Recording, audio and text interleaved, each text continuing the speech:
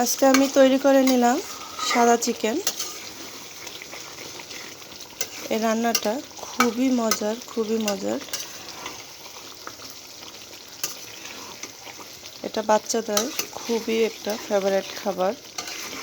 বাচ্চারা তেল ঝাল মশলা একটু কম পছন্দ করে, তো বাচ্চাদের জন্য যদি এভাবে চিকেনটাকে করে দেওয়া যায় তাহলে ওরা এক প্লেট ভাত একটু বেশিই খাবে।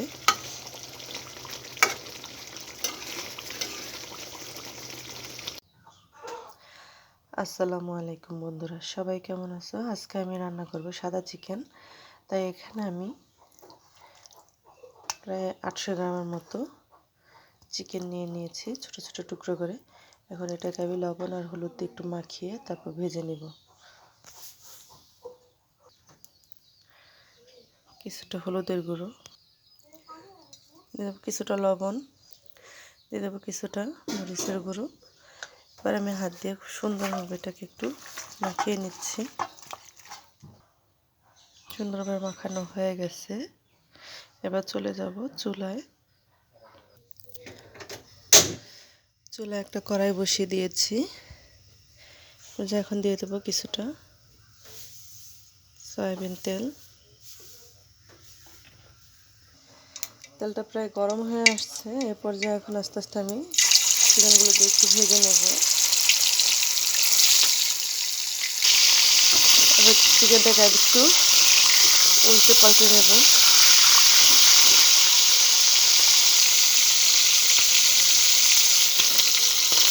দেখুন বাদামি কালার করে ভাজা হয়ে গেছে। এরপর যখন এগুলোকে আমি একটু তুলে নেব।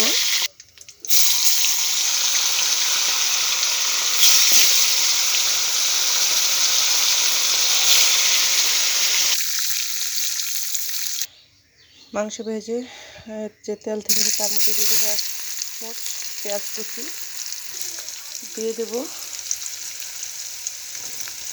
প্রায় 15 থেকে 20টা কাঁচামরিচ কুচি, দিয়ে দেবো স্বাদ মতো একটু লবণ। যেহেতু আগে ভাজার সময় একটু লবণ দিয়ে দিয়েছিলাম, তাই এখন একটু বুঝে শুনে লবণ দেবো। প্রয়োজন একটু চেখে দেখে তারপরে লাগলে আবার দিয়ে দেবো। হালকাভাবে একটু ভেজে নিচ্ছি।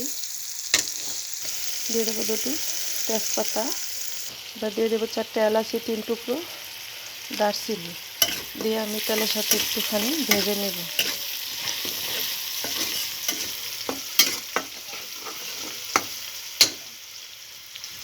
দিয়ে দেবো 2 চা চামচ আদা রসুন বাটা।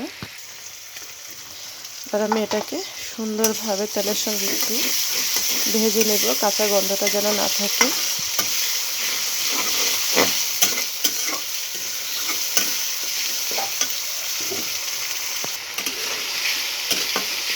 আদা রসুন বাটাটা প্রায় ভাজা ভাজা হয়ে গেছে। এরপর যে এখন দিয়ে দেবো পেঁয়াজ বাটা। না, ভিডিওটা লং হয়ে যাবে, তাই এটাকেও এখন আমি একটু তেলে সুন্দরভাবে একটু ভেজে নেব।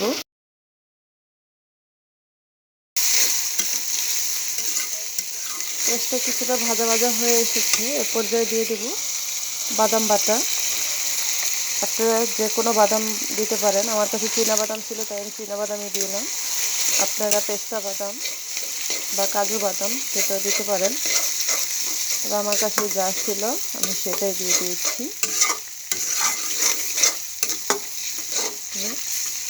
বাদাম যেটাই হোক দিতেই হবে।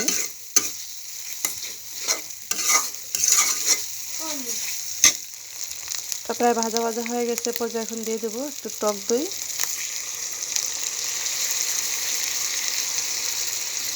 ফেটিয়ে রেখেছিলাম। এবার আমি সুন্দরভাবে একটু কষিয়ে নিচ্ছি। এ পর্যায়ে দিয়ে দেবো ভেজে রাখা চিকেনগুলো দিয়ে সুন্দরভাবে আমি একটু কষিয়ে নেব।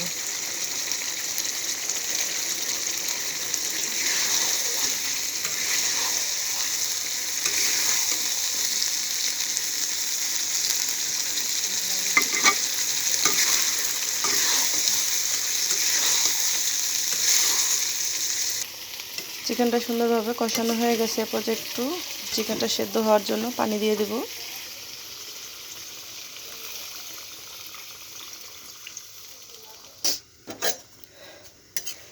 সুন্দরভাবে একটু নাড়াচাড়া করে আমি সবটা মিশিয়ে নিচ্ছি।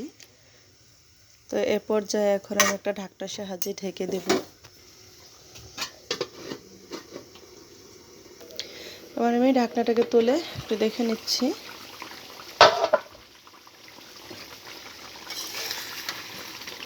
নাড়াচাড়া করে নিই। এবার দিয়ে দেবো 1 চা চামচ ভাজা জিরের গুঁড়ো। এবার নাড়াচাড়া করে সুন্দরভাবে নাড়াচাড়া করে মিশিয়ে নেব।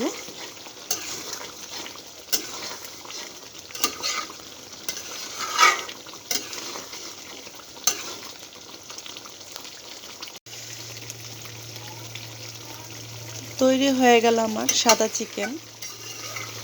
তো এবার এটাকে আমি একটু নামিয়ে নেব।